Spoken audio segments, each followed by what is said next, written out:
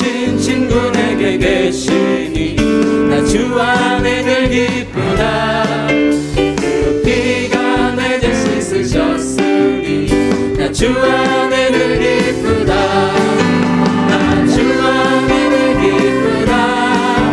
나 주 안에 늘 기쁘다. 주 나와 늘 동행하시니 나 주 안에 늘 기쁘다. 주 내 짐 대신 지시었으니 나 주 안에 늘 기쁘다. 그 생명 버려 나를 구하니 나 주 안에 늘 기쁘다. 나 주 안에 늘 기쁘다. 나 주 안에 늘 기쁘다. 주 나와 늘 동행하시니 나 주 안에 늘 기쁘다. 주는 총 매일 내게 더하니 나 주 안에 늘 기쁘다. 그 악한 죄악에서 지키니 나 주 안에 늘 기쁘다. 나 주 안에 늘 기쁘다. 나 주 안에 늘 기쁘다. 주 나와 늘 동행하시니 나 주 안에. 우리 3절 다시 한번 찬양하겠습니다. 주는 총 매일 내게 더하니 나 주 안에 늘 기쁘다. 그 악한 죄악에서 지키니 나 주 안에 늘 기쁘다. 나 주 안에 늘 기쁘다. 나 주 안에 늘 기쁘다. 주 나와 늘 동행하시니 나 주 안에. 나 주 안에. 나 주 안에 늘 기쁘다. 나 주 안에 늘 기쁘다. 주 나와 늘 동행하시니 나 주 안에 늘 기쁘다. 할렐루야. 찬양합니다. 주님 날마다 주님을 기뻐합니다. 주님 안에서 기쁩니다. 오늘 피었다 지는 들풀도 입히는 하나님 진흙 같은 이 몸을 정금 같게 하시네. 푸른 하늘을 나는 새들도 먹이는 하나님 하물며 우리라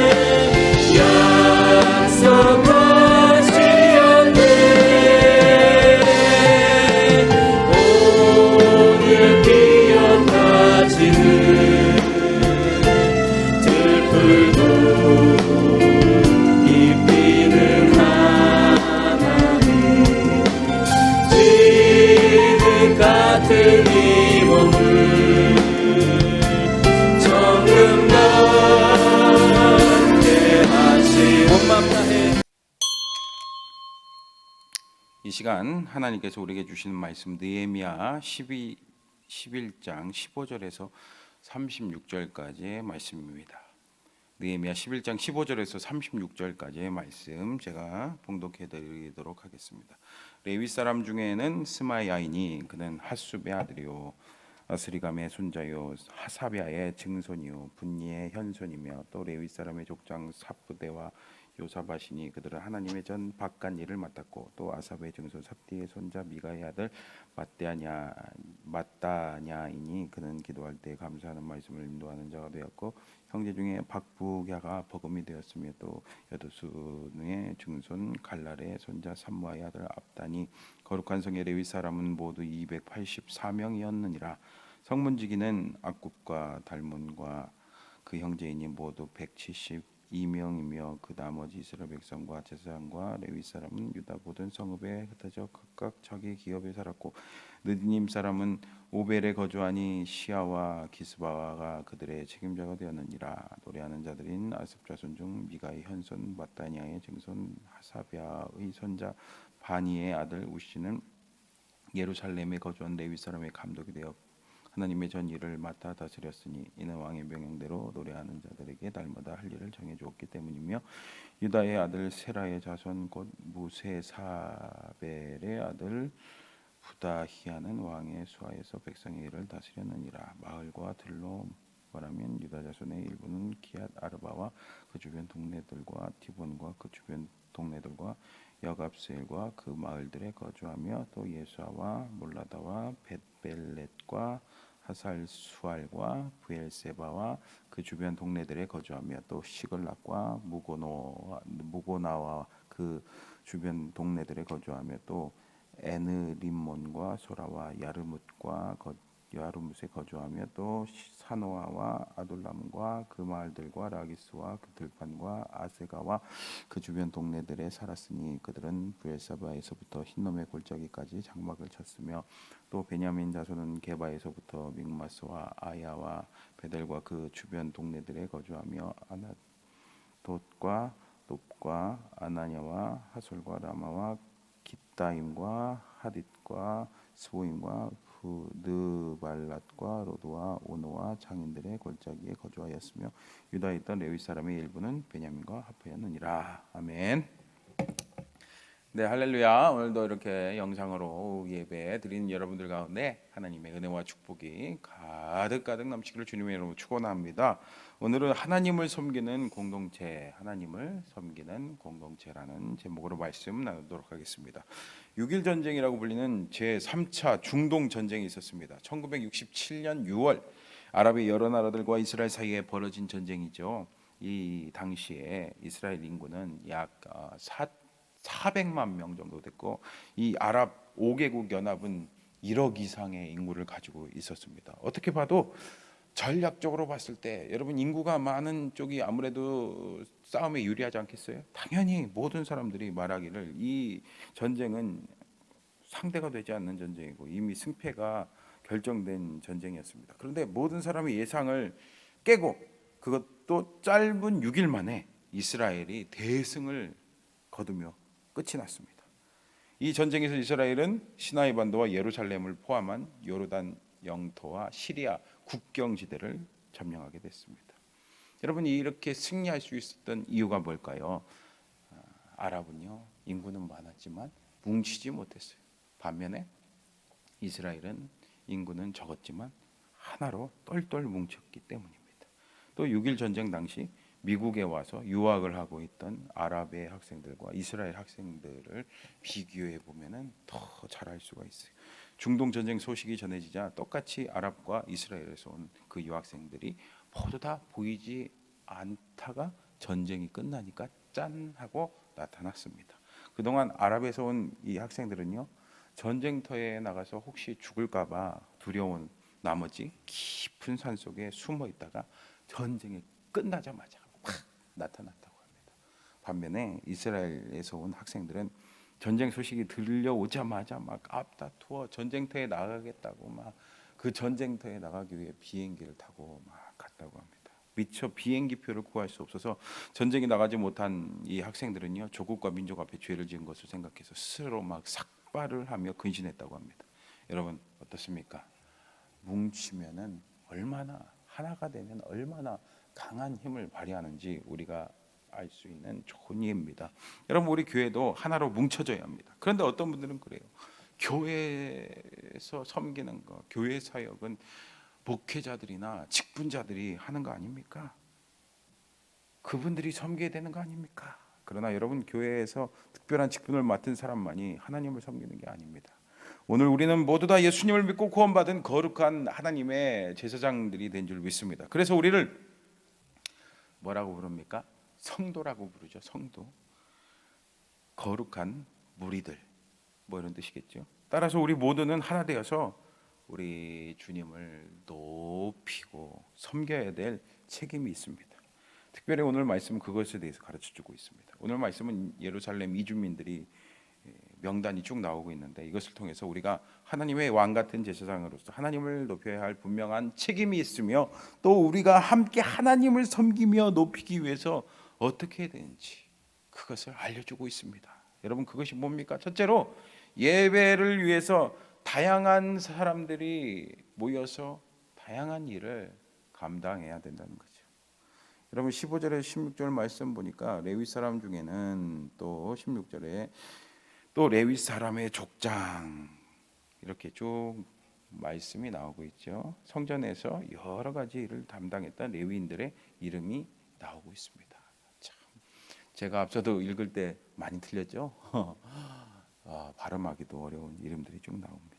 그런데 이들은 하나님의 전에 바깥 일을 맡은 자들이었어요. 16절에 끄트머리 보니까 하나님의 전 바깥 일은 성전에 필요한 물품을 갖추고 그것을 관리하는 등 성전에 관한 실제적인 업무를 말하는 겁니다. 성전 안의 일은 앞서 10절에서 14절에 보니까 제사장들이 맡았는데 밖의 일은 이렇게 레위인들이 맡았습니다. 근데 그들이 참 발음도 어려운 이 사람들의 이름을 자세하게 기록하고 있죠. 왜요? 이 사람들도 너무나도 중요하고 하나님께 귀하게 쓰임 받는 사람이라는 겁니다. 17절 상반절을 보니까 또 아삽의 증손 삽디의 손자 미가의 아들 마따냐이니 그는 기도할 때 감사하는 말씀을 인도하는 자가 되어. 회중이 기도할 때 감사의 찬송과 기도를 인도하는 지휘자도 있었다는 거죠. 아주 다양한 일을 맡고 있는 것을 우리가 알 수 있죠. 또 19절에서 21절 보니까 또 뭐가 나옵니까? 성전을 지키는 일도 레위인이 담당했으니까 그 사람들의 이름과 또 인원수까지 기록하고 있습니다. 근데 사실 여러분 문직이 별거 아닌 것 같죠? 그러나 이들도 너무 중요하다는 거예요. 온전한 하나님께 예배드리기 위해서 이들도 맡은 자리에서 그 맡은 사명을, 그 일을 최선을 다해야 함을 우리가 알 수가 있는 겁니다. 또 22절에서 24절 말씀 보니까 노래하는 레위인들의 이름이 쭉 나옵니다. 많은 사람이 노래하고 찬양하는 일로 섬겼어요. 이들이 모여서 하나님의 성전에서 막 하나님을 높여드리고 찬양할 때 그게 막 울려 퍼지면서 우리 하나님께서 얼마나 기뻐하시겠습니까? 근데 여러분 이렇게 성문지기가 있고 노래하는 자들이 할 일이 있었다는 것은 우리에게 뭘 깨닫게 합니까? 문지기와 노래하는 자들에게 할 일이 생겼다는 것은 예루살렘 성이 회복되었다는 것을 알려주는 징표가 됩니다. 여러분 그런데요, 이것은 다 누가 하신 겁니까? 그렇죠. 하나님께서 하신 것인 줄 여러분 믿습니다. 여러분 하나님께서 또 어떻게 하셨는지 아세요? 23절에 보니까 왕이 나오죠. 페르시아의 아닥사스다 왕을 말하는 겁니다. 이 왕은요 성전 업무를 지원해 줬습니다. 여러분 놀랍지 않습니까? 하나님께서는요 이렇게 이방 왕을 움직이셔 갖고 하나님께 예배드릴 수 있도록, 온전한 예배를 드릴 수 있도록 도와주셨다는 겁니다. 이렇게 하나님께서는 세세한 부분에 필요한 인력을 채워주시고 예배가 온전히 회복될 수 있도록 도와주셨습니다. 여러분 이렇게 하나님은 예루살렘의 각계각층의 사람들이 거주하게 하셔서 예배 의식을 거행하는 것부터 성의 안전과 평화를 지키는 일까지 부족함이 없도록 역사하셨어요. 채워주셨어요. 여러분 그렇습니다. 오늘도 하나님께서는 예배하는 자를 찾으십니다. 예배하는 자가 예배를 잘 드릴 수 있도록 하나님께서는 도와주시고 책임져 주십니다. 그러므로 예배가 중요해요. 너무 중요합니다. 그래서 느헤미야는 예루살렘에 거주하는 그 레위인의 명단을 자세하게 작성함으로써 이스라엘 공동체가 하나님을 예배하는 예배 공동체라는 것을 보여주고 있습니다. 그리고 성전 일에 관한 기록은 이 예루살렘이 얼마나 이 거룩한 도성으로 회복되었는지 그것을 가르쳐 주는데 의미가 있습니다. 또 무엇보다 이렇게 여러 사람들의 명단을 기록한 이유는 뭐라고요? 지금도 하나님의 일을 감당하기 위해서는 말씀을 전하는 사역자, 저 같은 이런 사역자뿐만 아니라 다양한 곳곳에서 섬기는 사람이 있어야 된다는 것을 가르쳐 줍니다. 사실 이렇게 구약 시대는 레위인들이 이렇게 하나님의 성전의 일을 맡아서 담당했지만 여러분 오늘날 레위인들은 누굽니까? 그렇죠. 어떤 분은 근데 저 같은 목사들이 레위인이라고 하는데 그것은 몰라도 한참 모르는 소리입니다. 여러분 앞서도 말씀드렸다시피 여러분 다 예수님의 보혈로 우리는 거룩한 하나님의 제사장이 된 줄 믿습니다. 그래서 우리는 다 하나님 앞에 직접 나아갈 수 있어요. 그러니까 우리가 바로 굳이 말하자면은 구약 시대 레위인이라고도 볼 수가 있죠. 그러니까 우리가 예배 공동체로서 우리 모두가 맡은 일을 잘 감당해야 됩니다. 그러므로 오늘 우리 교회가 우리 공동체로서 하나님을 높이고 온전한 예배를 드리기 위해서 예배 공동체로서 온전한 예배를 드리기 위해서 목회자와 모든 성도가 자신의 일을 잘 감당해야 됩니다. 그럴 때 우리 예배가 온전한 예배가 되고 하나님께서 기뻐 받으시는 예배가 될 수가 있습니다. 하나님께서 영광 받아 주십니다. 두 번째로 우리의 일상의 삶도 예배가 되어야 되는 것을 알아야 됩니다. 여러분 계속해서 25절 이하의 말씀을 쭉 보면 본문은 예루살렘뿐만 아니라 주변 마을의 백성이 어떻게 정착했는지 보여주고 있죠. 이 바벨론에서 돌아온 유다와 베냐민 사람들이 어디서 살았는지 기록되어 있습니다. 마을들의 이름과 그곳에 살았던 이들의 명단이 기록되어 있습니다. 예루살렘에 거주한 10분의 1의 사람들을 제외한 나머지 사람들이 어느 마을에 거주했는지 구체적으로 알려줍니다. 유다 자손은 예루살렘 남쪽에 살았고 베냐민 자손 주로 예루살렘 북쪽과 서쪽에 살았죠. 이것은 이스라엘 백성들이 예전의 땅을 점점점 회복하고 있음을 보여주고 있습니다.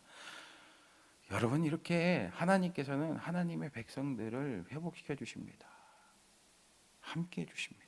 그리고 여러분 예루살렘 주변에 사는 백성도 모두 이스라엘 백성들이죠. 그렇죠? 이방인들이 아니죠. 하나님께서는 예루살렘 중심으로 하나님의 성전을 중심으로 조금씩 하나님의 백성들을 더 늘려주시죠. 그런데 이 모두가 다 하나님의 소중한 백성이죠. 예루살렘만이 아니라 주변 마을에 대한 기록까지 이렇게 남긴 사실은 이들 모두 다 거룩한 하나님의 백성으로서 구별된 동일한 정체성을 가지고 있음을 보여주고 있습니다. 이렇게 하나님께서는 이렇게 이스라엘 백성들 모든 사람들을 통해서 영광 받기를 원하신다는 겁니다. 그리고 이것은 우리에게 또 중요한 사실을 알려줍니다. 이 예배는요 이렇게 예루살렘뿐만 아니라 이 주변의 모든 땅들이 거룩한 하나님의 백성들이 삶으로써 거룩하게 된 것처럼 우리가 사는 곳곳, 우리가 거하는 곳곳이 하나님 나라가 될 수 있도록 살아야 된다는 겁니다. 그래서 예배는 일정한 장소에서 정해진 시간에 만드는 것이 아니라는 사실을 우리에게 알려줍니다. 우리의 일상의 삶도 하나님께서 정말 이야 너 기가 막히다, 이야 너무 기쁘다 하면서 우리의 삶이 하나님 받으시기에 합당한 예배의 삶이 되어야 합니다. 여러분 로마서 12장 1절 말씀 잘 아시잖아요. 그러므로 형제들아 내가 하나님의 모든 자비하심으로 너희를 권하노니 너희 몸을 하나님이 기뻐하시는 거룩한 산 제물로 드리라. 이는 너희가 드릴 뭐라고요? 영적 예배니라. 아멘. 우리가 당연히 여기 예배당에서 예배드리는 것은 당연하죠. 근데 그걸로 끝나면 안 됩니다.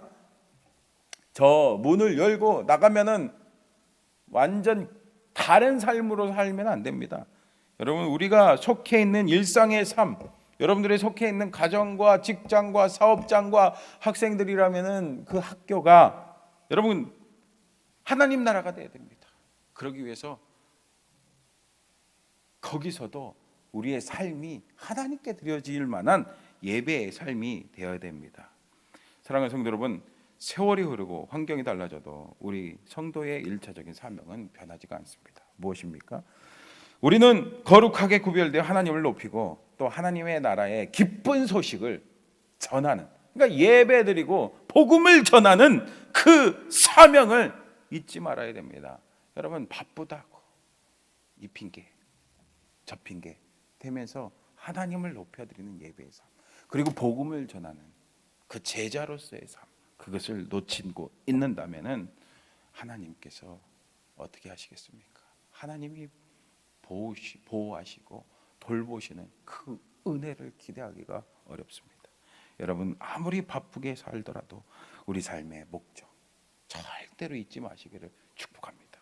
그러므로 특별한 임무를 맡은 사람만이 주님의 일을 감당하는 것이 아니라 우리 성도라면 누구나 하나님을 높이고 복음 사역에 헌신해야 한다는 그 의무를 가지고 있다는 사실을 잊지 말고 우리 항상 하나님을 예배하는 삶, 그리고 복음을 전하는 삶 되기를 주님의 이름으로 축원합니다. 기도하겠습니다. 하나님 은혜를 감사합니다. 오늘도 이렇게 영상으로 예배드리는데 이 예배 주님께서 기뻐 받아주실 줄 믿습니다. 이 자리에 불러주셔서 감사합니다. 오늘 들은 말씀처럼 각자 주어진 자리에서 하나님을 높여드리는 예배자의 삶이 될 수 있도록 도와주시옵소서. 예배자들이 다 될 수 있도록 축복하여 주시옵소서. 그리고 예배당에서 드려지는 예배뿐만 아니라 우리의 삶 전체가 정말 주님께 드려지는 아름다운 예배가 다 될 수 있도록 축복하여 주시고 인도하여 주시옵소서. 감사드리며 사랑이 많으신 예수님의 이름으로 기도합니다. 아멘.